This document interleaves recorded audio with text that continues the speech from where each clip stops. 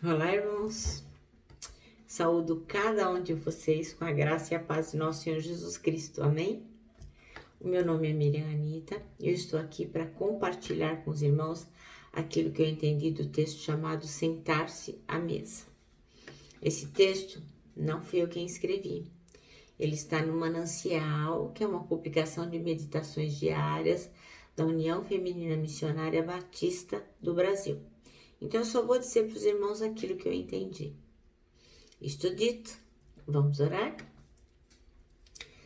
Precioso Deus, que Tu possas nos abençoar nessa pequena reflexão, que nós possamos entender o significado do que é sentar-se à mesa com Jesus. E em nome dele, fazemos esta oração. Amém. Bom, irmãos, então o texto nosso de hoje está em Lucas, capítulo 14, versículos 15 a 24. Isso mesmo. E diz assim, ó. Ao ouvir isso, um dos que estavam à mesa com Jesus disse-lhe: Feliz será aquele que comer no banquete do reino de Deus. Jesus respondeu: Certo homem estava preparando um grande banquete e convidou muitas pessoas. Na hora de começar, ele enviou seu servo para dizer aos que haviam sido convidados: Venham, pois tudo já está pronto. Mas eles começaram um por um a apresentar desculpas. O primeiro disse: acabei de comprar uma propriedade e preciso ir vê-la. Por favor, desculpe-me. O outro disse: Acabei de comprar 5 juntas de boi. Estou indo experimentá-las. Por favor, desculpe-me. Ainda o outro disse: Acabo de me casar, por isso não posso ir. E o servo voltou e relatou isso ao seu senhor. Então o dono da casa irou-se e ordenou ao seu servo: Vá rapidamente para as ruas e becos da cidade e traga os pobres, os aleijados, os cegos e os mancos. Disse o servo: O que o senhor ordenou foi feito e ainda há lugar. Então o senhor disse ao servo: Vá pelos caminhos e valados e obrigue-os a entrar, para que a minha casa fique cheia. E eu lhes digo: nenhum daqueles que foram convidados provará do meu banquete. Amém?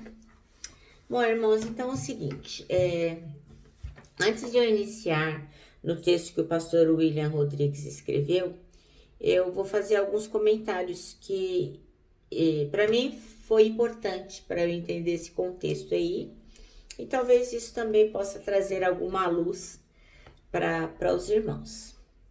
Bom, então assim, quero falar um pouquinho do banquete. Então, o banquete, qualquer que fosse o motivo naquela época, ou uma celebração de casamento, ou qualquer outro motivo, era uma ocasião muito especial, muito especial. Então, ele era tão importante que a pessoa que oferecia o banquete, ela mandava entregar pessoalmente o convite do banquete.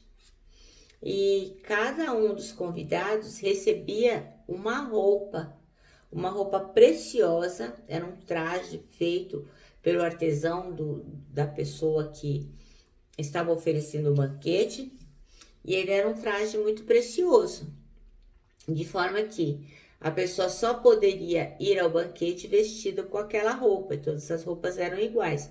Então, isso não permitia que houvessem penetras, né? Quem ou não usasse a roupa, ou se desfizesse dela, ou a vendesse porque ela era preciosa, não poderia entrar no banquete, porque se entrasse com uma roupa diferente daquela que o artesão havia feito, ela seria banida daquele banquete.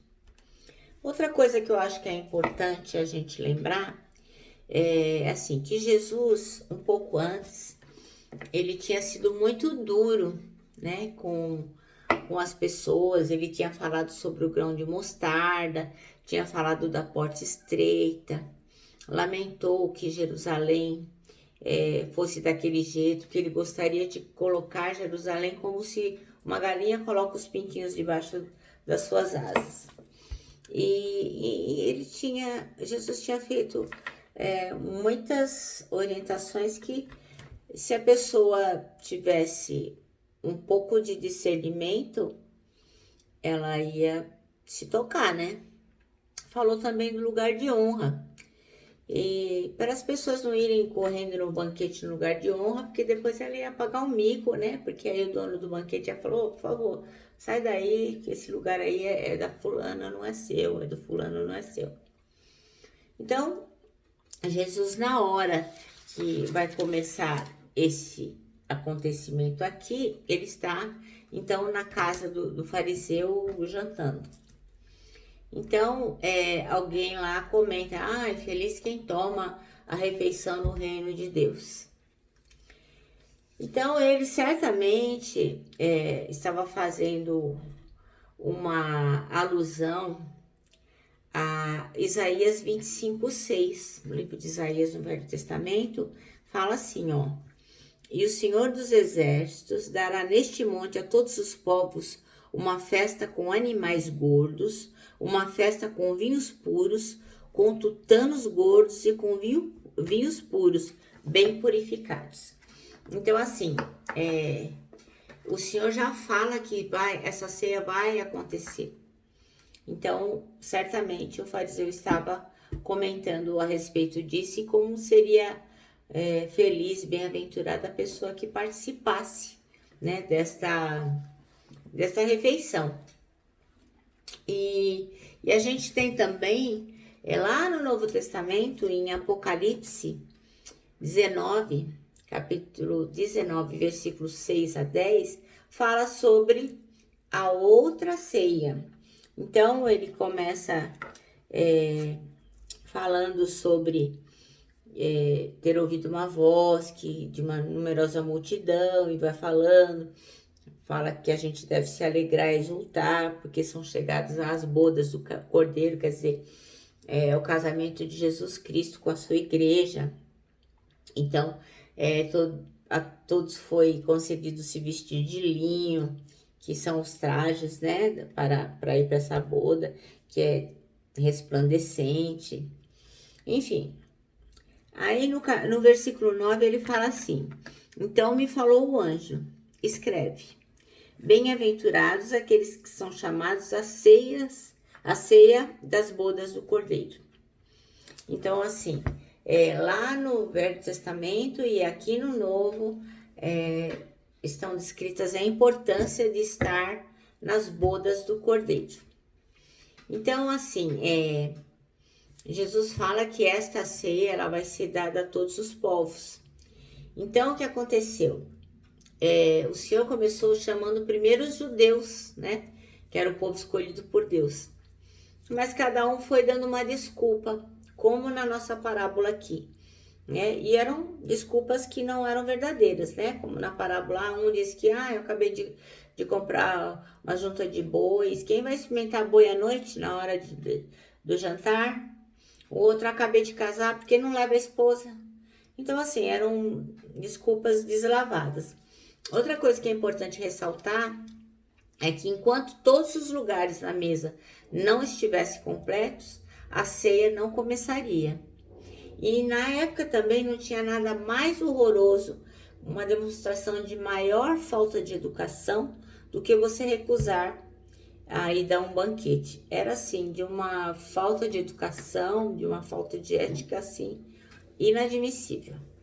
Então Jesus convida primeiro os judeus e como eles não foram, nós somos convidados, né? Então, a parábola diz que no começo ele manda o servo ali na cidade mesmo chamar os estrupiados, aqueles que são com problemas de mobilidade, o pessoal que não iria na festa, aí o dono do banquete manda lá na cidade procurar. Mas como não deu certo, aí ele fala assim, não, vai para os caminhos e trilhas, porque aí ele já sai da cidade e vai alcançar outras pessoas, assim como nós fomos alcançados, porque a palavra saiu, né, lá de Jerusalém e foi pregada lá, foi pregada para gregos e chegou lá nos gentios, que somos nós, né? Então, graças ao irmão Paulo lá, o apóstolo Paulo, que foi difundindo a palavra, acabou chegando em nós. Então, Jesus acaba dizendo, ó, nenhum deles lá vai provar o jantar que eu vou fazer. Não tô merecendo, né? Ele fez especialmente para eles, destinou aquela ceia para os judeus, mas eles não quiseram. Então, assim, independente de ser judeus ou não, se nós não estivermos disponíveis para aceitar este convite de Jesus e tivermos muitas desculpas, não, hoje não, amanhã talvez, quem sabe, nós não vamos provar do jantar. Nós não vamos, como está lá em Apocalipse 19, dizendo aqui, ó, bem-aventurado aqueles que são chamados à ceia das bodas do Cordeiro. Infelizmente, para participar dessa ceia, nós temos que admitir, aceitar, falar com a nossa boca que Jesus Cristo é Senhor e Salvador da nossa vida. Então, agora, dito isso, podemos ir para o nosso texto do manancial. Então, o texto chama Sentar-se à Mesa, e o versículo que o pastor William Rodrigues escolheu foi: E ouvindo isto, um dos que estavam com ele à mesa disse-lhe: Bem-aventurado o que comer pão no reino de Deus. Então, uma das mais belas expressões para representar a vida com Deus é o banquete celestial. Uma mesa no céu para os discípulos de Jesus. E desejar ter comunhão com o Senhor significa assentar-se em sua mesa pela fé. Essa expectativa havia desde o Antigo Testamento.